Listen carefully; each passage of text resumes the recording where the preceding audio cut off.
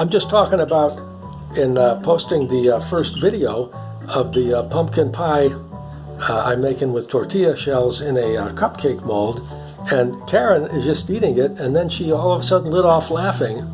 He must have put something in it. It sure is good. Give me that laugh again, will you? No, come on, give me the real laugh you made before. That's the real laugh. All right. You say it's good? Very good. Mm-hmm. Good. You're a good pumpkin pie filling maker. Oh, and but you didn't get the tortilla shell. No, because it was burnt.